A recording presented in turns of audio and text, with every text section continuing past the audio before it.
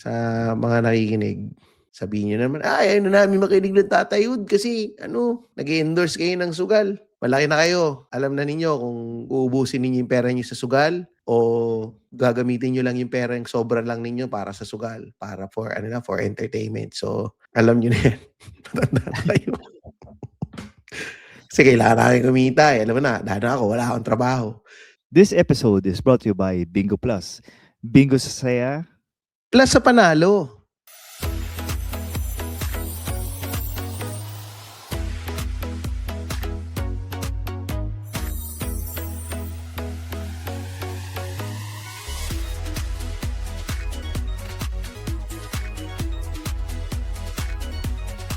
Panalo sa Bingo Plus, plus, plus, plus. Panalo anytime, maglaro anywhere sa Bingo Plus, plus, plus, plus, plus. Salamat Kim Chu at welcome mga papa.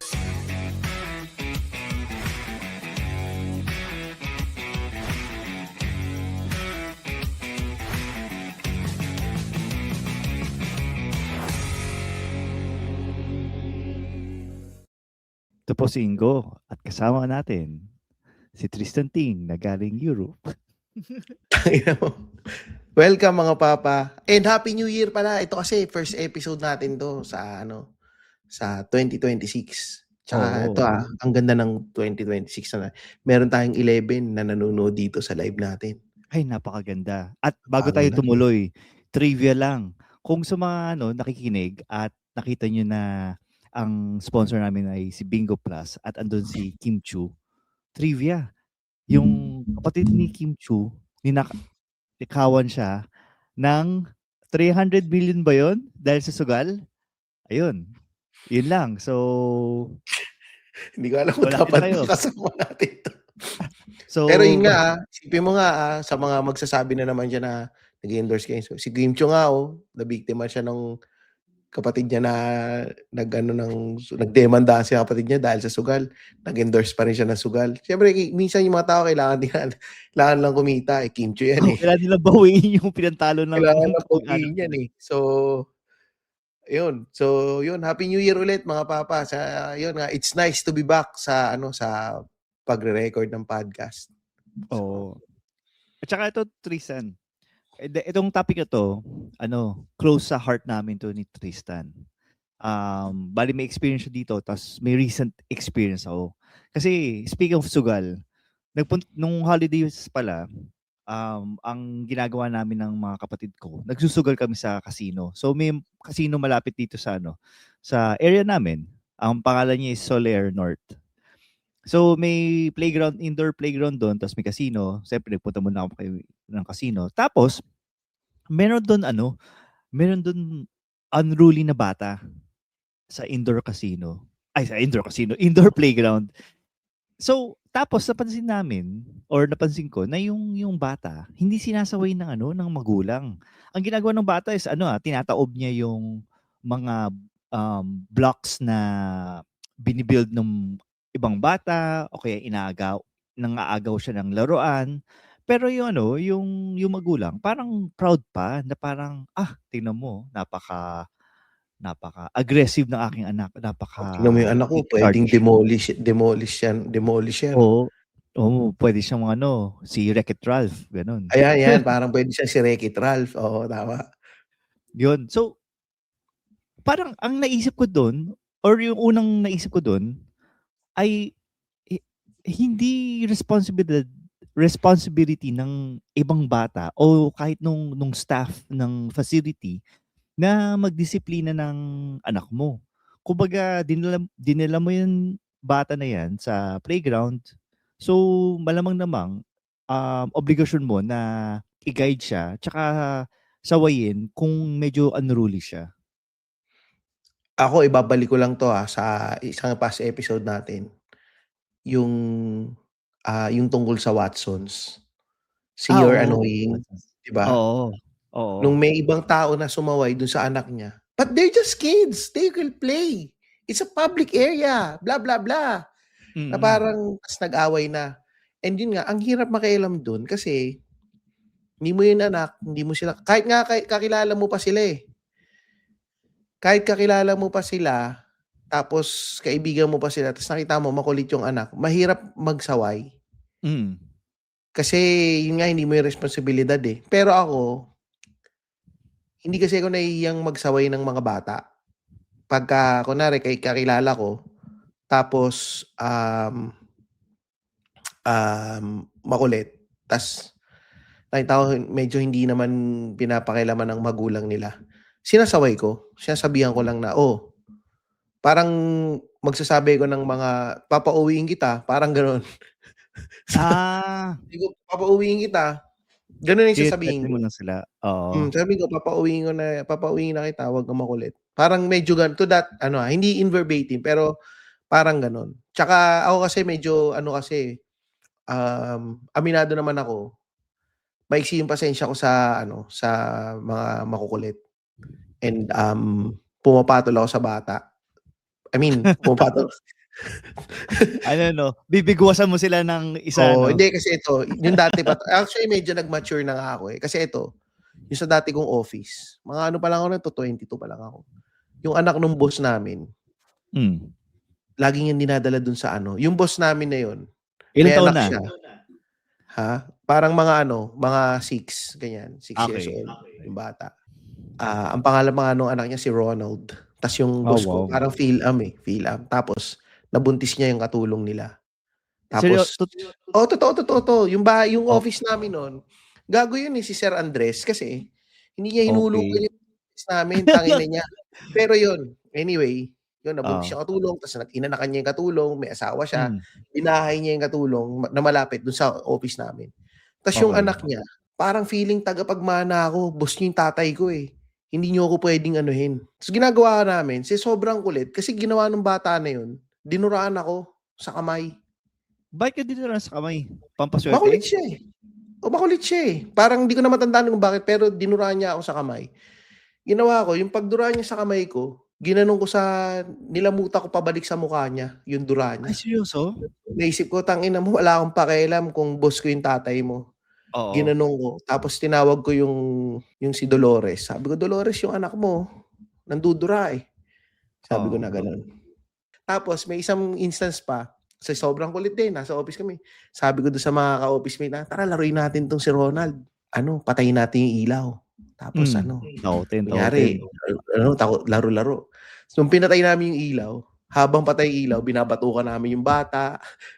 Pero yung batok naman, hindi yung sobrang solid na batok. Hindi sobrang solid. Binabatukan namin. Konting nudge lang. Konting, tapos pinipitik sa tenga. Kasi makulit eh. Yun, oo. Tapos, pag umiyak na, sabihin lang namin, kasi malikot eh.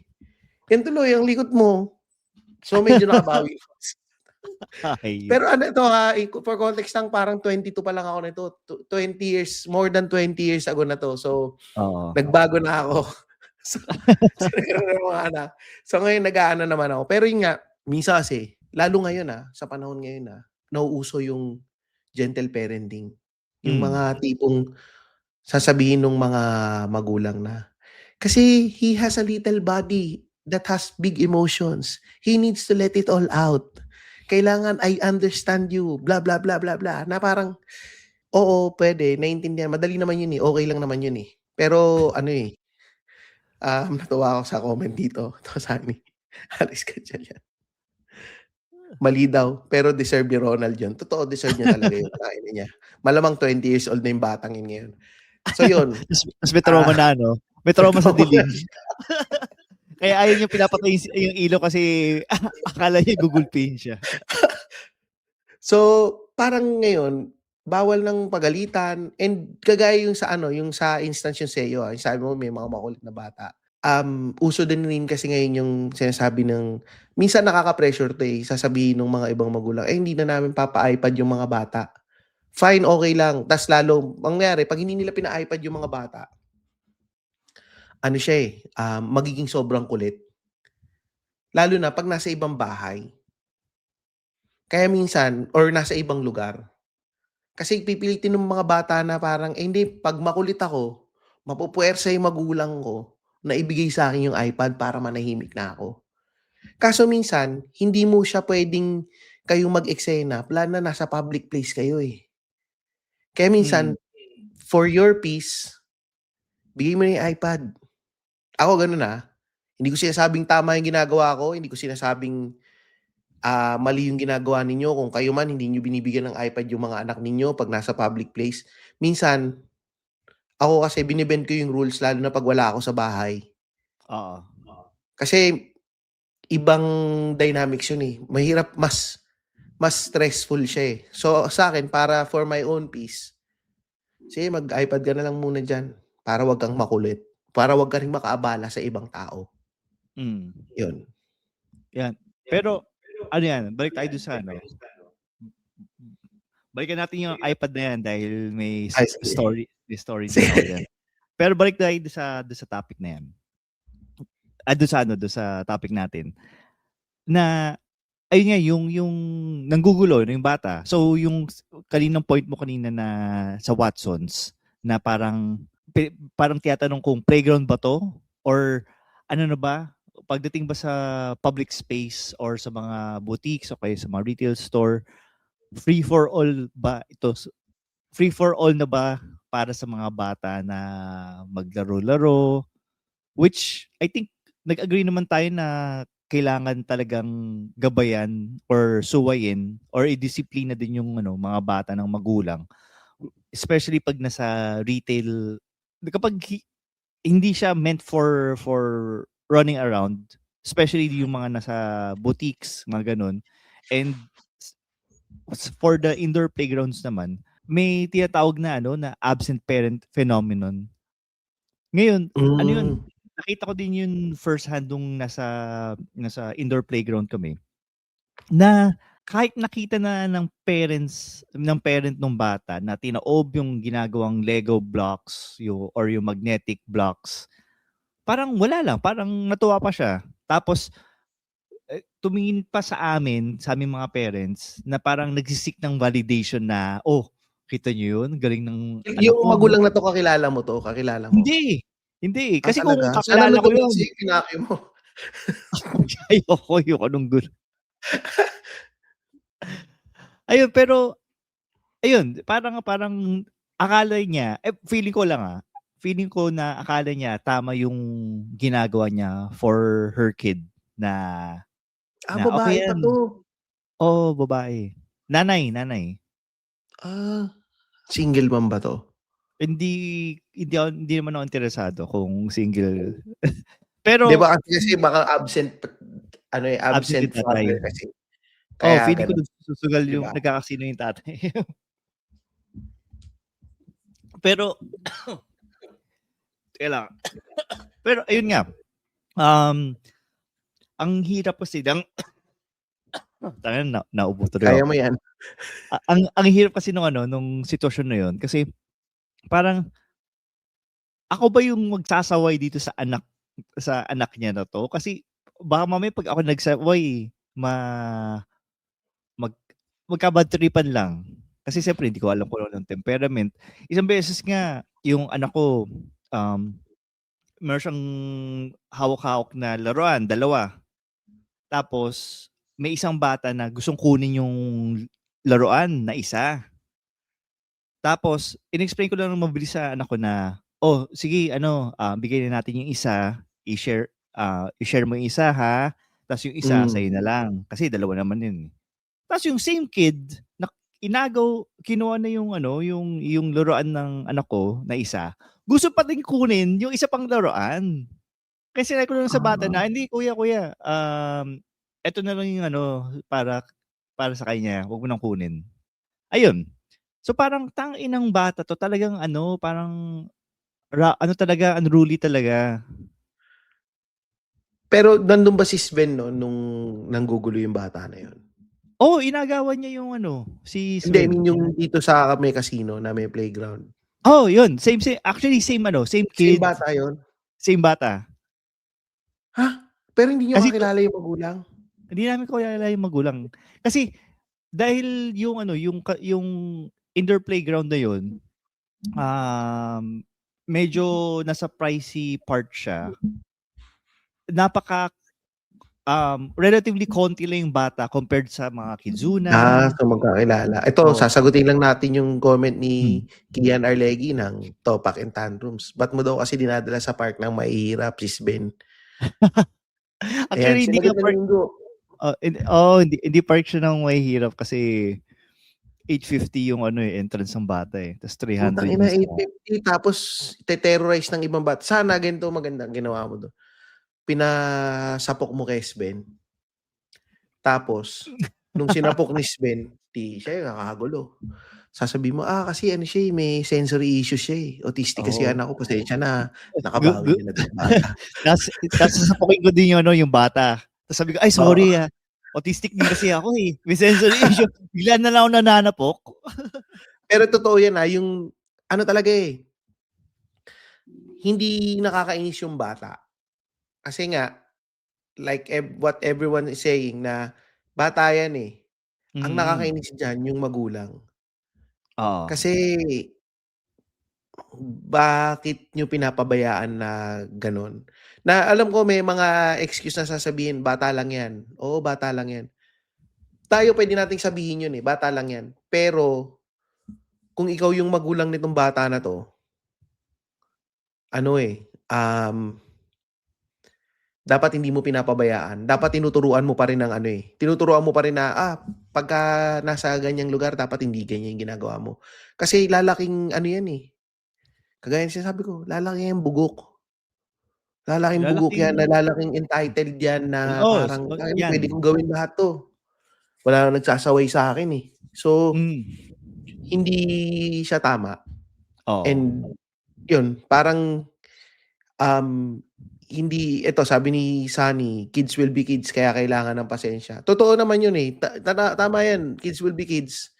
Kailangan ng pasensya. Pero yun nga, hindi sa lahat ng oras, mapapagpasensyahan ng ibang tao yung anak mo. Pwedeng ikaw, kaya mong pagpasensyahan yung anak mo, pero paglabas niyan sa society, hindi yan pagpapasensyahan ng iba eh. Kahit na hot single mom daw yung nanay. Kahit na hot single mom pa yung nanay nung bully na yan, kagaya na sinabi ni Sunny Sason, pwede papabayaan yung anak niya, sige fine. Pero paglabas sa mundo niyan, hindi yan ito-tolerate ng iba. Oo, gugulpihin yun. ng ibang mga mga bata. Pero ayun, yung tama naman sinabi ni Sunny na kids will be kids na kailangan ng pasensya. Tapos yung pasensya na yun is yun, may limit nga talaga. Sabi ni Carl Owen Policarpio, tinotolerate nila ang kamalian ng bata na na laging it's okay kahit nakasakit. Oo, ano yan, for example sabi natin si Sven.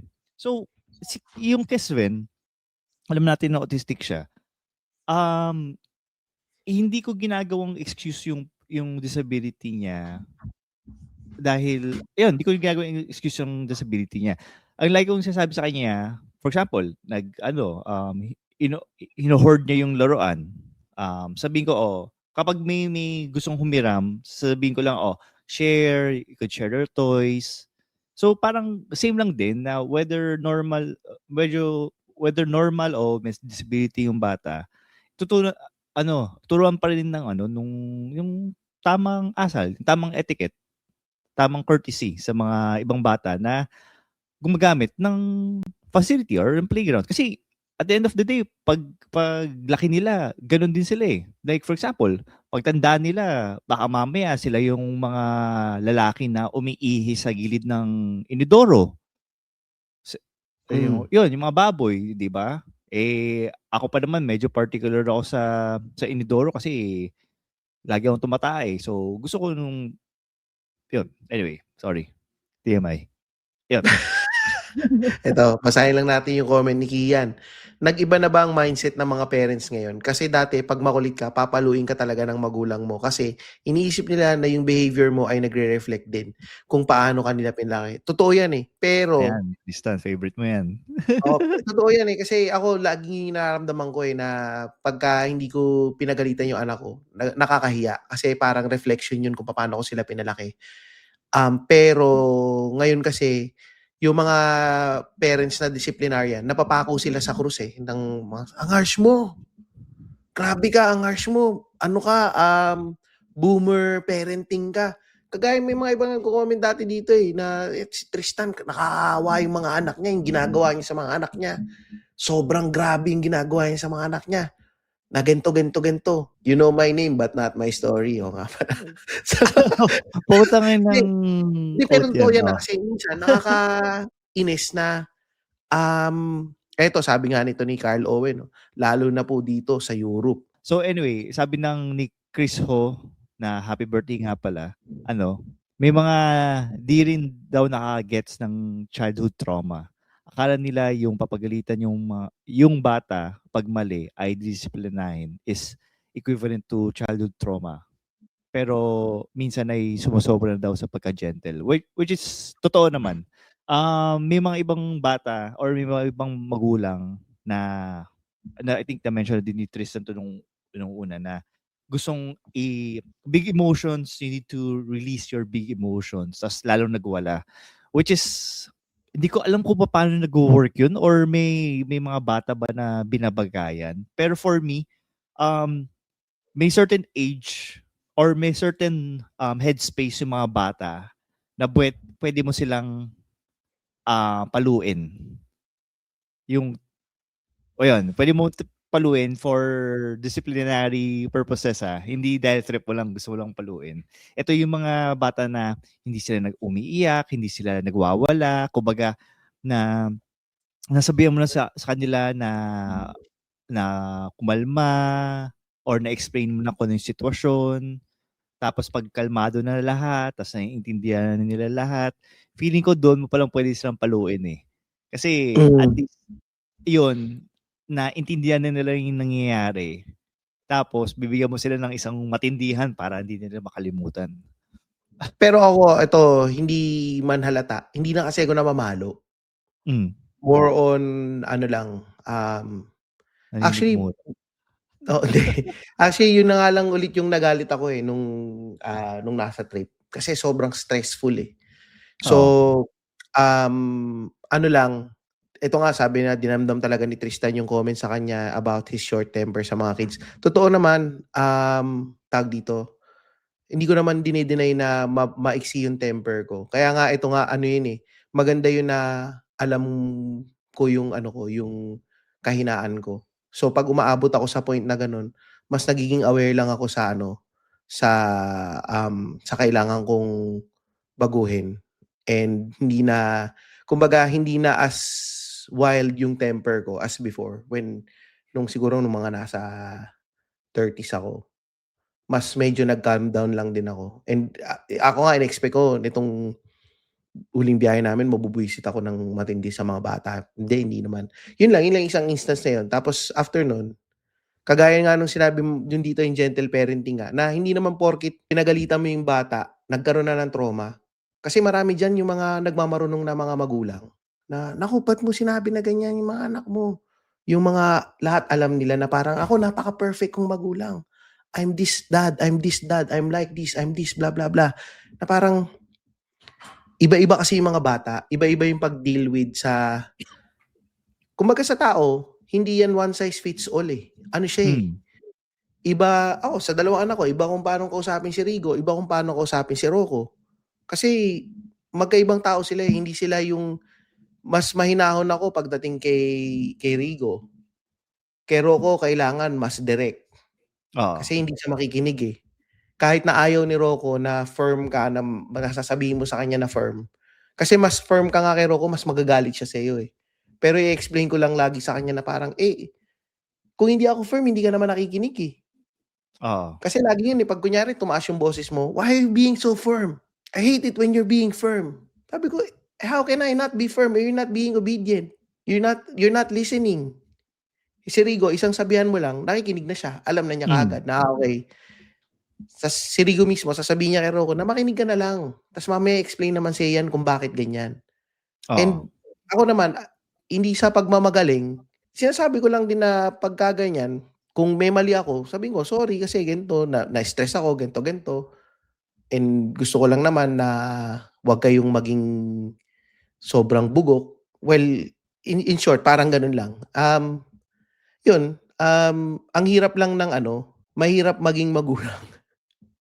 Lalo na kunyari nasa ganitong stage ka na nagkukuwento ka, nag-o-open up ka. Kasi hindi lahat 'yan mag-a-agree sa'yo, sa pagpe-parenting mo. Yung mga iba dito, hindi kasi dapat ini-explain mo sa anak mo. Hindi dapat dapat hindi ganito na-traumatize mo yung anak mo. Hindi ganito, ganyan. So parang maraming mga quote unquote mga perpekto na mga tao. Pero Tristan, alam mo ba Ano? kung ano pa yung isa pang perfect example? Ay, sige. Maganda yan. Etong second ad natin. Kasi kailangan natin Ayan. kumita.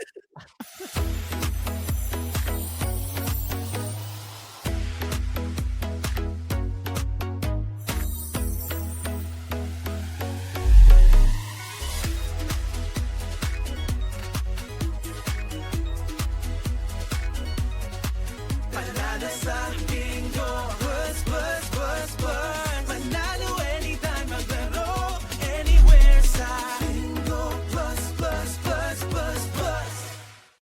So, sa mga nagtataka kung tungkol saan yung second ad namin, ang sinasabi lang doon na yung Bingo Plus ay isang safe na platform na hindi kayo ma-hack. So, at yun, dahil doon sila ay talagang accountable sa inyong security, mga client security. So, speaking of accountable, yung mga ito din yung mga indoor playgrounds or tsaka yung pag-socialize din sa ng mga bata sa ibang bata. Ito din isang magandang training ground para sa kanila na matuto about boundaries, about entitlement, tsaka about consequence. Though ito not directly related sa indoor playground, pero meron kasi akong bisita sa dito sa bahay. Gumagawa siya. Teenager lang siya. Meron siyang aso, tapos meron siyang mga aso, tapos dito siya nag-prepare ng dog food. Ngayon, ang pinagamit ko sa kanya yung food processor. So, sabi ko sa kanya, sinet up ko na itong food processor, ikaw na bahala kung gaano ka-fine yung mo i-chop yung dog food. Kasi gizzard siya, so kailangan siyang i-chop using yung food processor. So, sabi ko sa kanya, so bigyan ko na siya ng free reign na ikaw na bahala dyan.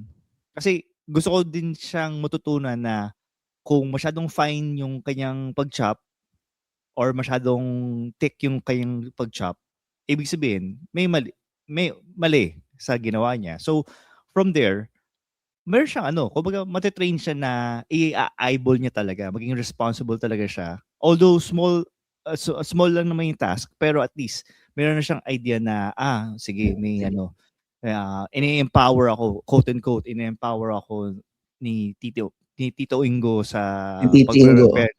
Tito Ingo sa pagpe-prep ng dog food. So, same lang din yun sa mga kids na nasa sa mga social settings, especially mga indoor playgrounds na turuan sila maging accountable na like for example, hopefully wala mangyayari na meron silang masaktan or meron silang masira. Dapat ma-realize nila na yung actions nila may consequence. Tapos yung consequence na yan may lead to disciplinary action, whether ng parents or totoo yun. Dapat meron ding, hindi ko alam kung tama ba yung dapat may takot sila sa'yo na magagalit ka or kasi rules are rules Hindi, yun nga, siguro hindi takot. Hindi takot sa mismong person, pero yung consequence, takot sa consequence. Takot sa consequence na, putya, pagka nagalit ako, yari ako dito. Parang ganun na hindi yung parang may ginawa yung bata, tas nakikita pa, binavalidate pa ng magulang. Kasi nga, he's just exploring. he's gano'n talaga yung mga bata, mga curious kasi yung mga yan, eh. Oo, mga curious minds, mga sponge pa Putang mga ina yan. niyo, magpaka-curious kayo dun sa ibang lugar, 'wag dun sa mga parang totoo yun, eh. Ako naiinis ako sa gano'n, eh, na parang 'pag nakakaabala ka na ng ibang tao,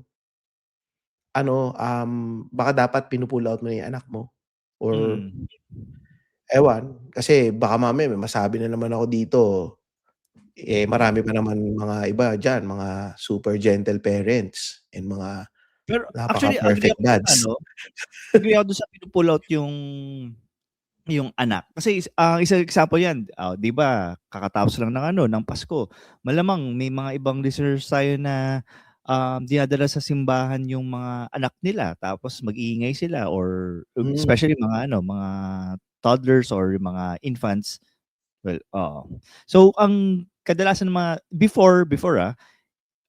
yung mga infants or mga toddlers na makukulit, pinapabayaan lang nila magtatakbo-takbo yung mga oo, bata, especially isa dito sa ganyan. 'di ba? Especially dito sa parish namin before nung nagsisimba pa ako.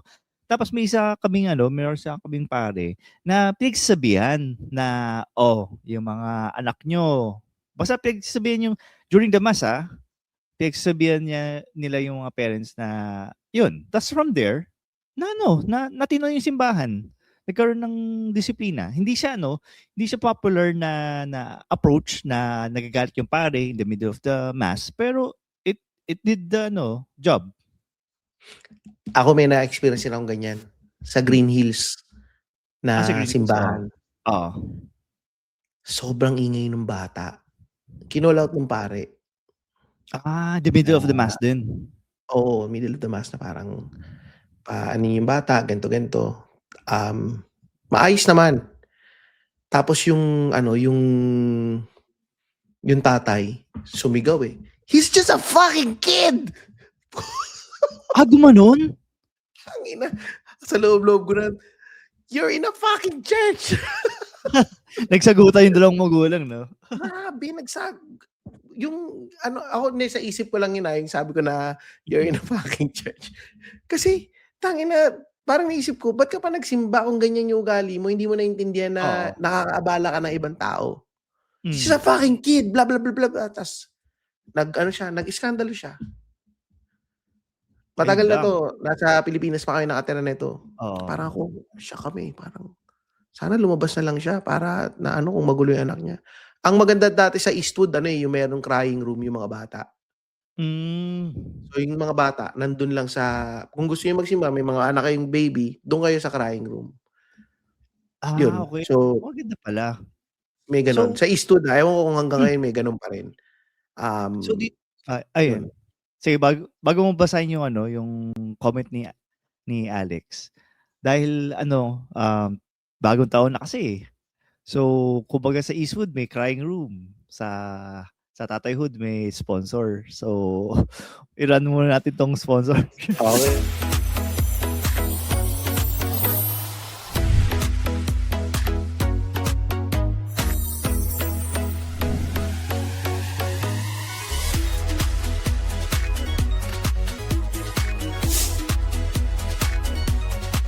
Panalo sa Bingo, plus, plus, plus, plus. Panalo anytime, maglaro anywhere sa Bingo, plus, plus, plus, plus, plus.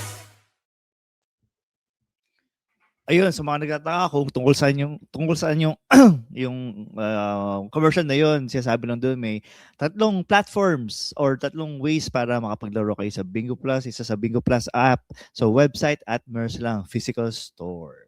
Ayan. Ano yung comment ni Alex Ito Gatchalian? sabi niya, rather than fear, respect dapat ini-instill sa kids. Respecting other kids' space or toys gaya sa kwento ni Ingo kanina. Respect sa lugar, like 'pag nasa church. Medyo pero sa totoo ewan ko, mahirap maging magulang, eh. Sa totoo lang mahirap maging magulang. Kaya ako nga, kaya nga lahat ng kwento ko dito, lahat puro mga blunders ng pagiging magulang. Kasi eh, wala namang nagtuturo sa iyo, eh. Wala namang nagturo sa'tin, wala namang anyway, parang ang hirap lang, yun lang. Pero sa akin lang siguro, ang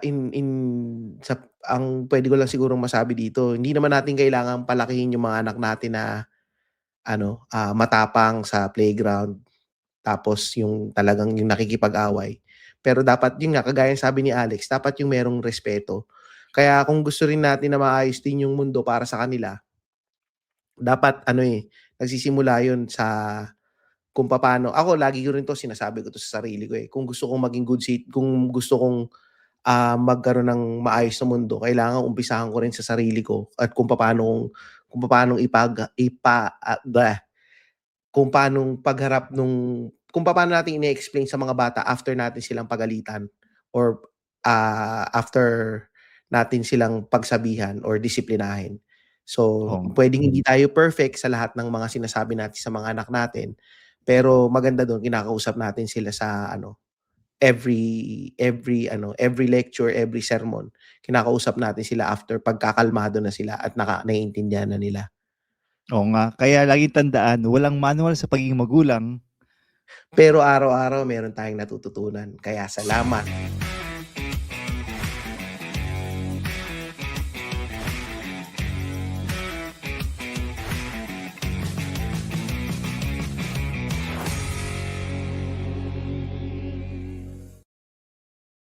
So, ulitin ko lang ulit, kaya salamat mga papa kasi naputol. Sorry. Pa-practicein pa namin ni Tristan 'yan. Ay, tsaka Ayun. salamat pala sa mga join sa atin ngayong live recording, sila Neil Zuniga, sila Marwan, sila Kian, sila Alex, sila Sarah Pascual, sila Julius, sila Lance Leland Canlas, sino pa ba? Sila Si Sunny, Sunny, sila Carl Owen Policarpio, si ayan. Alex Gatchalian, nabanggit mo na ba 'to? Sino ba nabanggit 'to ko na. nandito? Ayun. Si Chris So, Ho, si Chris ay, si Ho. Chris Ho nga pala. Happy birthday pala, Chris. Ayan, happy Ayan, birthday ayan. sa'yo, Chris Ho. Classmate ko yan nung high school. Kaano-ano niyo si Gretchen? Ay, pinsan niya yan. Hindi, joke lang. Oo, pinsan ko si Gretchen, no? Ay, Magbabasa magbabasa ba ba tayo ng tayo ng comment? mga comment? Asan na ba 'to? Ay, sige, basahin natin yung comments sa past episode. Past episode kasi alam mo magtatampo na naman yan si si Louie. Lagi yun sasabihin, "Hindi na naman kayo Louie. nagbasa ng comment, kaya nga ako nagko-comment para mabasa yung comment ko, Oo, sabagay. Ayan, Sorry na sige. lang sa'yo, Louie, dahil hindi ka nanonood ng live. So, pero babasahin pa rin namin yung mga comment dahil wala kang comment dito sa latest episode, magbabasa kami ng mga comment.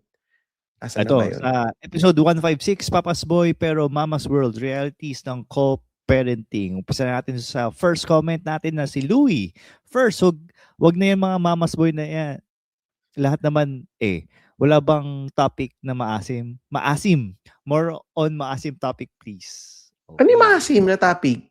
Yung maasim yung shota, yung tinext na baka mamaya ibibigay mo bonus mo sa maasim. Nag-aantay pa kami ng letter sender. So, pag nagkaroon ulit ng letter sender, babasahin namin yan. Ito, si Sam.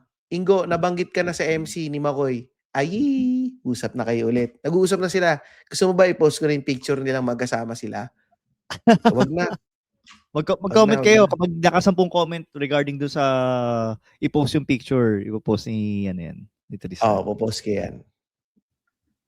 Ay, sabi ni next. Jomar Sige. Estueta, hirap mag-first. Ganda namang ganitong episode.